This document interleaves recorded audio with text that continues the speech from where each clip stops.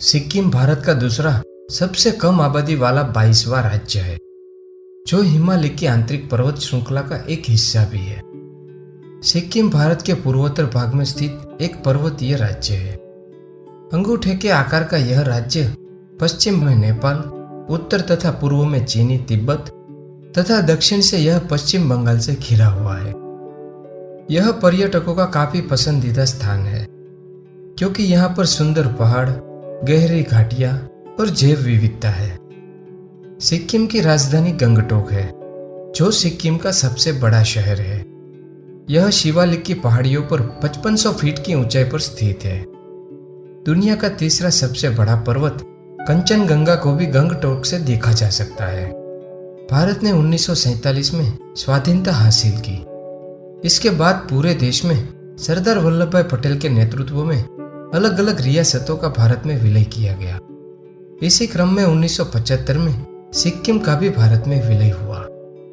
सिक्किम भारत का हिस्सा कैसे बना? पहले सिक्किम पर किसका शासन था? इसका पूरा इतिहास जानने के लिए मेरे साथ वीडियो के अंत तक बने रहिए। दोस्तों, ऐसे ही मजेदार फैक्ट्स वीडियोस देखने के लिए हमारे चैनल DDU Know को सब्सक्राइब करें और बेल आइकन जरूर दबाइए, ताकि हमारे हर एक वीडियो सबसे पहले आपको मिले। सिक्किम का इतिहास देखें तो यहाँ कई महत्वपूर्ण घटनाएं हुई है, जो आदिवासी शासकों और ब्रिटिश सत्ता से जुड़ी हुई है। सिक्किम में पहले लोपाचाओ, नाओंग, मौन और चांग का शासन था। यहाँ पर सबसे प्रमुख साम्राज्य चोग्याल का था। 1890 के दौर में सिक्किम ब्रिटिश इंडिया के अंतर्गत अंग्रेजों के हाथ में चला गया। मतलब सिक्किम की सत्ता अंग्रेजों के हाथ में चली गई। बाद में अंग्रेजों को सिक्किम के कुछ भाग में कर लगाने का अधिकार मिला, लेकिन सिक्किम को अंग्रेजों से भारत की आजादी से पहले ही स्वायत्तता मिली हुई थी। उस समय सिक्किम में राजतंत्र था और वहां के राजा शासन पे थे। भारत जब 1947 में आजाद हुआ, तब सिक्किम की भारत के साथ संधि हुई, जिसके तहत सिक्किम की रक्षा, संचार और विदेश मामले भारत की ओर से देखा जाना तय हुआ और सिक्किम की आजादी बरकरार रखी गई। भारत और सिक्किम के बीच हुई संधि से 1947 के बाद सिक्किम का संरक्षण भारत के हाथों में आ गया था, जिसमें भारत को सिक्किम की रक्षा, कूटनीति और संचार जैसी जरूरतों को पूरा करना था। वर्ष 1953 में चोग्याल को शासन में मदद करने के लिए एक स्टेट काउंसिल बनाई गई, जो 1973 तक अपना काम करती रही। सिक्किम में बनाई गई स्टेट काउंसिल वहां की जनता द्वारा चुनी जाती थी, मतलब वह एक लोकतांत्रिक प्रक्रिया थी। सिक्किम और भारत के बीच हुई हस्ताक्षरित संधि ने सिक्किम की स्थिति को राजा त्याशी नामग्याल के रूप में संरक्षित किया था। वर्ष 1963 में राजा त्याशी नामग्याल की मृत्यु हो गई और उनके बेटे पाल्डेन थोडोप नामग्याल को सिक्किम के नए उत्तराधिकारी बनाए गए। वर्ष 1970 की शुरुआत में सिक्किम में राजनीतिक उथल पुथल बढ़ती गई और इसके कारण वहां की जनता ने राजाशाही को हटाने और लोकतांत्रिक व्यवस्था की मांग की और अंत में 1973 में जनता के द्वारा व्यापक रूप से आंदोलन शुरू हो गया। इसी तरह वहां पर प्रशासन का पतन शुरू हो गया। सिक्किम में शुरू हुए आंदोलन के कारण भारत सरकार ने श्री BS दास की नियुक्ति करके राज्य में समानता लाने की कोशिश की। चोग्याल और सरकार के बीच टकराव की घटनाओं ने सिक्किम को 16 मई 1975 को भारतीय संघ का 22वां राज्य बनने का कारण बना दिया।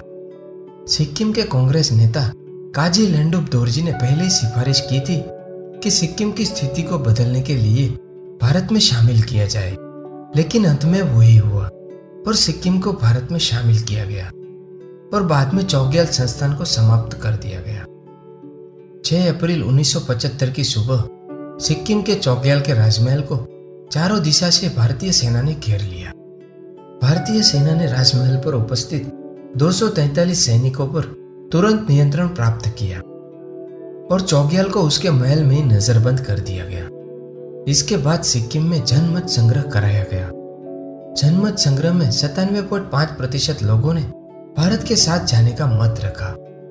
इसके बाद सिक्किम को भारत का 22वां राज्य बनाने के लिए 23 अप्रैल 1975 को भारतीय लोकसभा में संविधान संशोधक विधेयक को पेश किया गया। 26 अप्रैल को यह बिल राज्यसभा में पास हुआ और 15 मई 1975 को राष्ट्रपति फखरुद्दीन अली अहमद ने इस बिल पर हस्ताक्षर किए और इस प्रकार 16 मई 1975 को सिक्किम को औपचारिक रूप से भारतीय गणराज्य का 22वां राज्य बना लिया गया।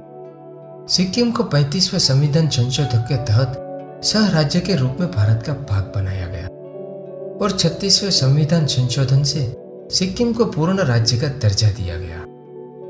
सिक्किम भारत का हिस्सा बनते ही नामग्याल राजवंश का शासन हमेशा के लिए समाप्त हो गया और काजी लेंडुप दोरजी को वहां के पहले मुख्यमंत्री बनाया गया।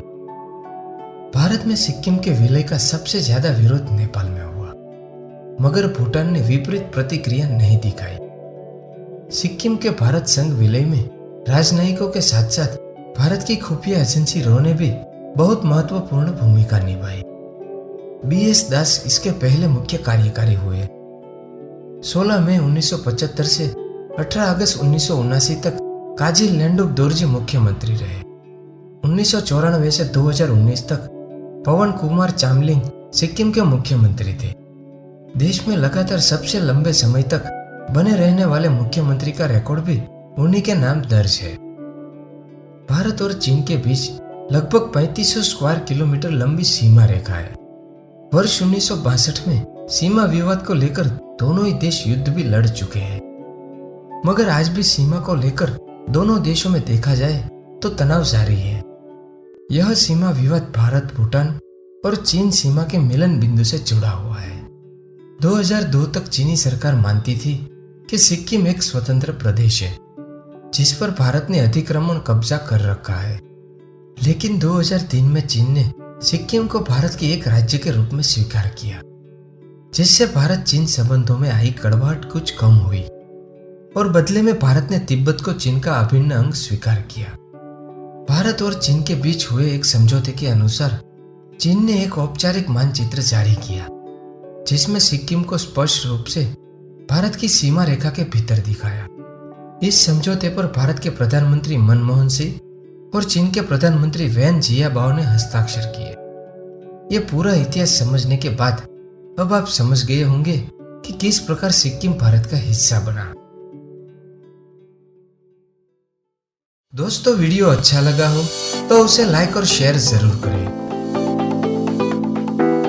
साथ ही चैनल को सब्सक्राइब करें और बेल आइकन जरूर दबाइए ताकि हमारे हर एक वीडियो सबसे पहले आपको मिले।